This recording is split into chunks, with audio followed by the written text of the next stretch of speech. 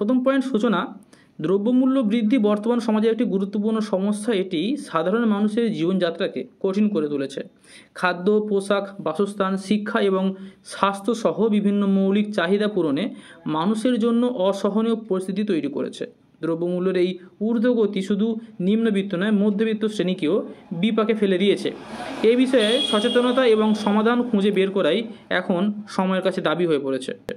2 হচ্ছে দ্রব্যমূল্য বৃদ্ধির কারণ। দ্রব্যমূল্য বৃদ্ধির প্রধান কারণগুলোর মধ্যে রয়েছে সরবরাহ ও চাহিদার ভারসাম্যহীনতা, জ্বালানি মূল্যের বৃদ্ধি, প্রাকৃতিক দুর্যোগ এবং আন্তর্জাতিক বাজারে অস্থিরতা। এর পাশাপাশি দুর্নীতি, অসাধু ব্যবসায়ীদের মজুতদারি এবং সরকারি নীতি ত্রুটিও এই সমস্যার জন্য দায়ী।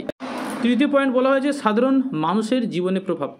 দ্রব্যমূল্য বৃদ্ধি সরাসরি সাধারণ মানুষের জীবনে নেতিবাচক প্রভাব ফেলে। তাদের ক্রয় ক্ষমতা কমে যায়, ফলে দৈনন্দিন চাহিদা মেটানো কঠিন হয়ে পড়ে। খাদ্য, পোশাক এবং বাসস্থানের মতো মৌলিক চাহিদা পূরণে মানুষকে হিমশিম খেতে হয়। বিশেষ করে নিম্নবিত্ত এবং দিনমজুর শ্রেণী সবচেয়ে বেশি ক্ষতিগ্রস্ত হয়। 4 বলছে মধ্যবিত্ত শ্রেণীর সংকট।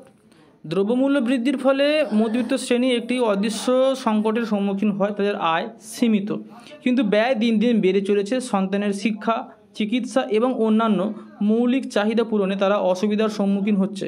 এই শ্রেণী সম্মান রক্ষার্থে নিজেদের সমস্যাগুলো প্রকাশ করতে পারে না, ফলে মানসিক চাপেও ভুগ। 5 নম্বর পয়েন্ট সামাজিক অস্থিরতা। দ্রব্যমূল্য বৃদ্ধির ফলে সমাজে চুরি, ডাকাতি এবং দুর্নীতি বেড়ে যাচ্ছে। মানুষের মৌলিক চাহিদা পূরণে ব্যর্থ হলে হতাশা ও ক্ষোভ থেকে বিভিন্ন অপরাধমূলক কর্মকাণ্ডে লিপ্ত হচ্ছে। এর ফলে সমাজে শান্তি ও শৃঙ্খলা ব্যাহত হচ্ছে। আমার 6 নম্বর পয়েন্ট শিক্ষা ও স্বাস্থ্য খাতে প্রভাব। দ্রব্যমূল্য বৃদ্ধির ফলে শিক্ষা ও স্বাস্থ্য খাতে মারাত্মক প্রভাব পড়ছে। অনেক পরিবার সন্তানদের শিক্ষা চালিয়ে যেতে হিমশিম খাচ্ছে। একইভাবে প্রয়োজনীয় ওষুধ এবং চিকিৎসা সেবা গ্রহণ করাটাও কঠিন হয়ে পড়ছে। এর ফলে সাধারণ মানুষের জীবনযাত্রার মান কিন্তু নিম্নমুখী হয়ে যাচ্ছে। 7ম পয়েন্ট দ্রব্যমূল্য নিয়ন্ত্রণে সরকারের ভূমিকা। দ্রব্যমূল্য বৃদ্ধি রোধে সরকার গুরুত্বপূর্ণ ভূমিকা পালন করতে পারে। বাজারে ন্যায্য মূল্য নিশ্চিত করা, মজুতদার এবং অসাধু ব্যবসায়ীদের শাস্তি দেওয়া এবং প্রয়োজনীয় পণ্য ভর্তুকি দিয়ে সরবরাহ নিশ্চিত করা জরুরি। একই সঙ্গে সঠিক অর্থনৈতিক নীতিমালা প্রণয়ন এবং বাস্তবায়ন অপরিহার্য দরকার হয়ে পড়েছে। 8ম পয়েন্ট সমাধানের পথ। দ্রব্যমূল্য বৃদ্ধির সমাধানে চাহিদা ও সরবরাহের ভারসাম্য রক্ষা করতে হবে। স্থানীয় কৃষি ও শিল্পকে উৎসাহিত করতে হবে, যাতে স্থানীয়ভাবে উৎপাদিত পণ্য সহজলভ্য হয়। বাজার ব্যবস্থাপনা স্বচ্ছ করতে এবং অসাধু ব্যবসায়ীদের দমন করতে কঠোর আইন প্রণয়ন করা প্রয়োজন। 9 নম্বর পয়েন্ট সাধারণ মানুষের সচেতনতা। সাধারণ মানুষকেও সচেতন হতে হবে। প্রয়োজনের অতিরিক্ত পণ্য এবং বিভিন্ন জিনিস কেনা থেকে দূরে থাকতে হবে। মজুতদার ব্যবসায়ীদের বর্জন করতে হবে এবং স্থানীয় পণ্য ব্যবহারে উৎসাহ দিতে হবে।